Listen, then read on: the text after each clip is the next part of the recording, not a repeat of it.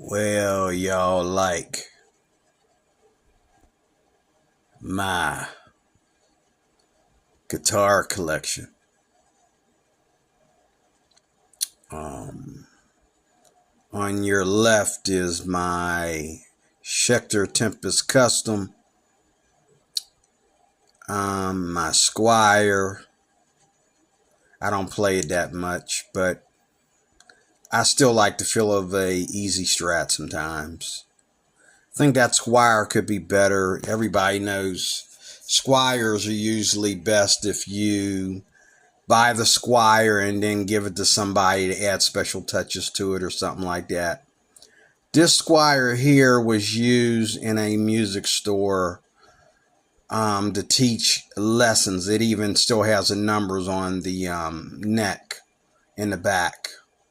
But this was used in a guitar store that was closing down, and so my local guitar store, Pittsburgh Guitars, they sold this to me years ago for $100 and some, a little bit over $100.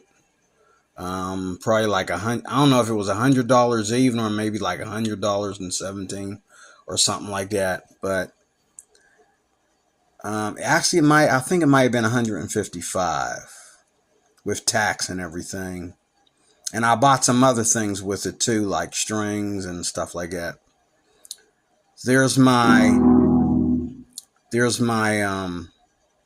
Strat, the one in the middle, the red Squire, red white Squire. Sometimes you just have a feel for a Strat. A Strat is like, you know, a Strat is like eating, I don't know, boneless chicken. You just have a taste for boneless chicken sometimes. No hassle, just, But my Schecter, on the left, on your left, that is, I think it'll be on your left. The white Schecter, that's my baby. That's what I use to really, really, really work on my songs with now. Now, I've been working on my songs on this, I think, since before 2010. I've had this guitar. So I've had this guitar for a while. I realized, because I got it like 5 years or less after my divorce. I got divorced in 2000. So I've had this guitar since before 2010.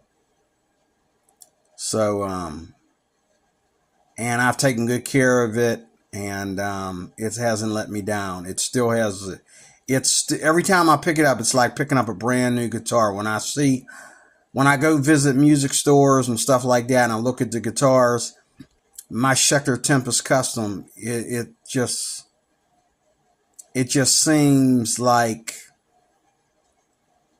it has those guitars beat. I mean, and a lot of stuff that is talked about, like the coil splitter, coil tap, or whatever. My Schecter was one of the first guitars, under, $700 to do that. Okay. Now all the guitars are doing it, but when I first bought that Schecter for that price, it was the first guitar to ever do that. And most Schecter guitars, a lot of Schecter guitars at that time were doing that. Even their Strats tend to have like some kind of splitter or something. It's a good feature, especially when you're using a lot of effects. You hit the coil tap and it turns your guitar into a softer effect. So let's say you're using distortion.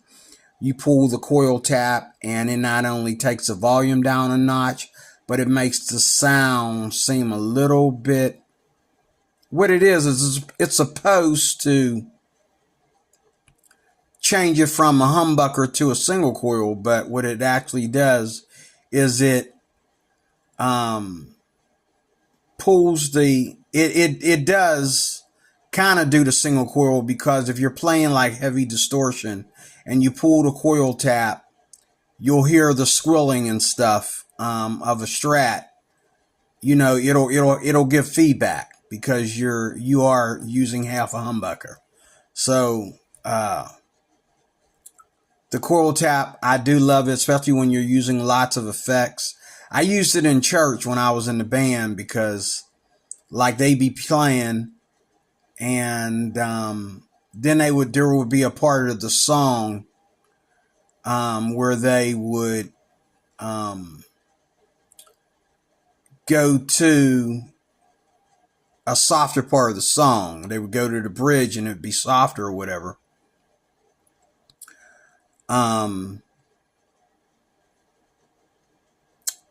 Yeah. And my daughter, she knows very well, because she's a rocker. I'm not a rocker, she is, but she knows how to mute the strings. So whenever she wanted to play soft, she would just mute some of the strings. But me, I would just hit the coil tap.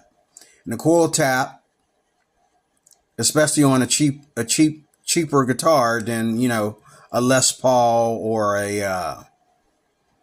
think of a guitar that's expensive that has coil tap or coil splitter. You pull the tap and it softens the sound a little bit. It takes the volume down a little bit so that you can play, and then instead of changing effects, you just push the tap back in and you're back to your normal lead mode. And when I played it in church, I used it enough in church to where, you know, like I would set up my effect for a certain song, and I would take the tap, put the tap on, pull the coil splitter, coil tap, and then when we got to the part of the song where we started to like slow down and they wanted everybody in the band to like play soft, I would just pull that coil splitter, okay, and it would automatically take us down a notch, and it was a good chord. Even with the distortion, I pulled the coil splitter and it just, you know, make the song sound softer. You know, it is a different sound. Definitely when you're playing like, you know, full distortion or a whole lot of modulation all together or something like that. Some of the effects that I use, it really does split the sound. Not like I expected when you say, you know, go from humbucker to coil tap. And I know that more expensive guitars do a better job with the coil tap. The good thing is I use this coil tap. I also use it to start off on a soft. I've used it in songs in church where I would start off on the coil tap because the song just wanted me to play a light bit of compression and distortion just right. So what I would do is in the beginning of the song, I already had the coil split. And then when we got to my part where I played my lead, I just pushed that coil tap back in, and boom, I have my both humbuckers going, and I got myself a good lead solo. So I love my Schecter Tempest Custom. I haven't really worried about a guitar collection ever since I got it. I just, you know, there's a few guitars out there that I want, but to tell you the truth, now we're going to go over to the last part, is my far right. I think it's your far right too. Hopefully it is. There's my baritone ukulele, and my tenor ukulele needs some work on it. So I just noticed something. Oh no, it's there. Okay. I was gonna say, where's my tenor? Um, my tenor ukulele needs some work. I got to do some more gluing on it and all like that. In the near future, very soon, I'll be buying me both a new baritone and a new um, tenor ukulele. But the ukulele that you see there, that's my baritone. That is tuned to the first four strings of a guitar. And it is what I play every day. I play it every day. Um, I play, as far as just picking something up and playing it, I love to play it every day. I pick it up and play it for a minute or so. Just start strumming it because of I love the sound and I love the nylon strings and I love how I can play acoustically and I can play guitar stuff on there, even leads. And to me, it sounds so nice. And the chords are so easy because it's a ukulele. It is a ukulele, so it's only got four strings, four courses. And it is it feels like my electric guitar when I play it.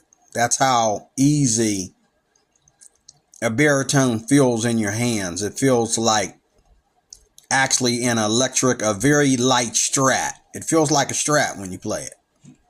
It does, and that's my baby. I probably play that more than anything else in the house right now. I'm getting ready to work on some songs for my tenor uke. Once I get back on my feet, I'm out of work right now, so I'm out of cash, and I just can't wait to get back on my feet, especially back on the market for some other guitars I want and some other ukuleles I want. But this is, I arranged this yesterday because I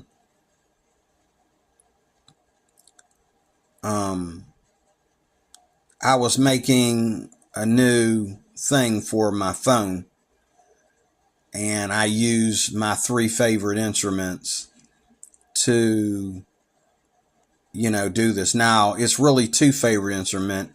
My Schecter on your left, my white Schecter Custom Tempest, that is, my baby.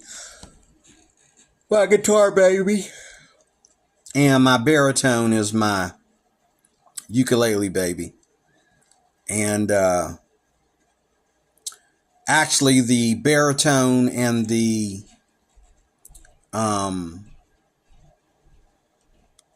Schecter complement one another because when I design something on the ukulele, I have to go to the Schecter to make sure it sounds okay on only four strings.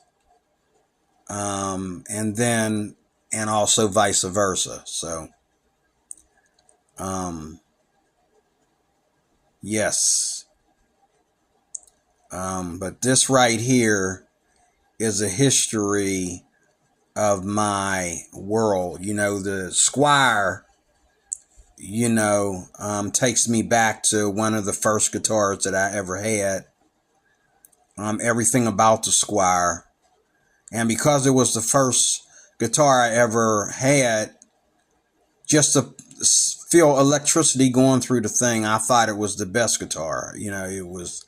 I do believe that the guitars that I've had in the past that were not Fender or had anything to do with Fender, or any more expensive brands, the best guitars I've had in the past didn't have brand names to them. They were all El Cheapos. When it comes to cheap guitars, El Cheapos are better than, Fender, Gibson, they got them beat. The very first guitar that I ever owned was a cruise guitar. It only had one pickup on it. It did it even have a pickup? I think it had one pickup on it. It was a very cheap guitar. One pickup, and you just plug it in and play, and it had a very clean sound, and it was gouging. The neck was made out of like plywood or something, so there was a lot of gouging in it, and it seemed like it sounded better the more I put wear and tear on it. But I gave that guitar away to somebody for like $20. I gave it away to a guitar store for like $20. Oh my goodness. You know, today I would keep a guitar like that and keep it in my collection, but I was young and naive back then. That was a great sounding guitar. Never had to have anything fixed on it or whatever, nothing. Even my Schecter, I've had to had like my strap handles, my strap pins came loose. I had to have them glued and re-screwed back on. They were coming loose. I had to have them glued and re-screwed. They were getting stripped, and that I had to put new screws in them and get them glued. But other than that, I've had no problem. Nothing else with my Schecter. Now my tenor ukulele, I've had to do, right now I have to glue the tailpiece. I have to glue it. It's starting to show signs of coming loose. And so when I put new strings on my tenor ukulele, I'm going to have to also glue the tailpiece into the body before I can put new strings on it. And but the baritone right here, this Mitchell baritone on your right, on my right anyway, never had to do one single thing to it. Because the strings, because it's a bigger instrument, the strings are so much more slicker than the other ukulele. So, you know, now these strings that are on there, I've had on there for a year now, for over a year. And I'm ready for new strings, but even with these old strings on them, they sound great. And I play it a lot, but it sounds great in my opinion. That Squire back there, I haven't had to do one single thing to it either. I haven't touched it. I haven't had to take it back to the store or anything or nothing, because when I bought it, it was, like I said, it was used for a, it was kept in the store to teach guitar lessons to kids or whatever. Or someone was using it. It belonged to someone who was using it as a guitar to be taught from, or one of the two. And it was up for sale. It still has the teaching stickers on the back of the neck, which I've never been taught guitar that way. Fred Socolow has not taught me guitar that way.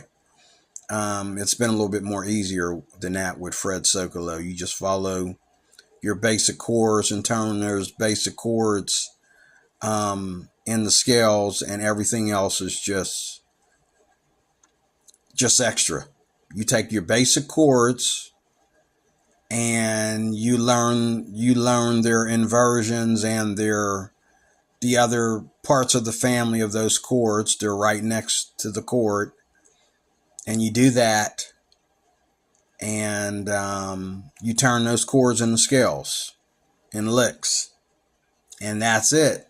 Fred Socolow, that's it. And you know, whoever took this Squire back, I've never learned how to play guitar by a numbering system. I've always learned how to play guitar by knowing where the chords are and then learning those inversions up the neck, which also leads me to play scales up the neck. It's that simple. It's that simple. It's a matter of just practicing and memorizing. Practicing and memorizing. That's how it's done. If you can't memorize, I noticed when B.B. King did his last tour with the Eric Clapton Guitar Festival, he was up there playing and he forgot. He's getting old. He forgot. That's the hardest part about playing the instrument. You learn all these good songs. You learn all these fancy licks and riffs and fill-ins, and you learn your chords up and down the neck, and you got so many songs to remember, so many different ways you did that same song, so many scale ideas, so many chord ideas, thirds and fifths and, fives, and, you just have so much to work with. And as you get older, as you learn new things, the old things, the building blocks of it all, you start to forget them. You start to forget. B.B. King said that. He said the reason why he said he played all the time, he practiced all the time. I think it was a way of him dealing with loneliness, of not being married once his wife left him. But he played all the time. And that's how he was always able to just fill in where he needed to fill in when he played out with others, because he played all the time and he was always playing something new. But he mentioned in the interview that the building blocks of it all, the scales and all that stuff, he never took a lesson.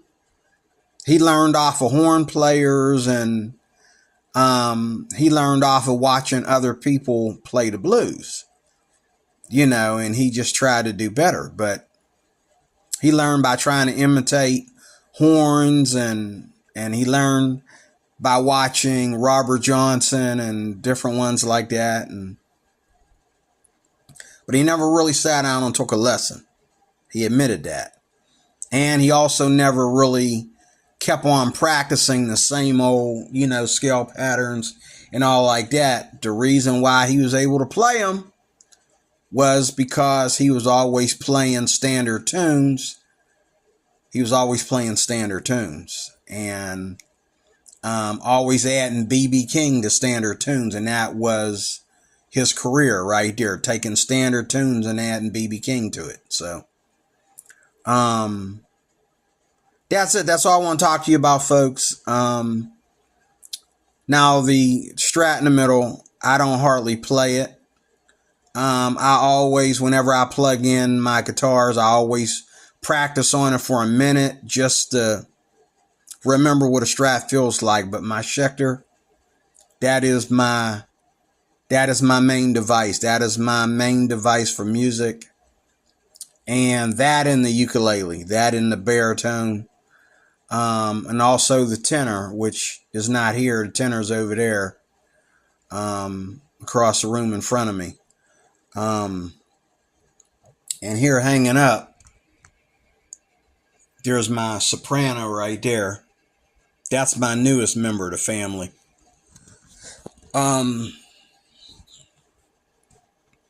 But this is what gives me joy, folks. My instruments, and the fact that God has blessed me to have them in my possession, to make music. What a blessing. Thank you for watching. Thank you for watching, and I hope you enjoy this channel. Please like, share, leave a comment. Let me know what you think. If you have any questions, if you have any advice, whatever you have, please leave a comment, like, share, and subscribe. God bless you. Talk to you later with more.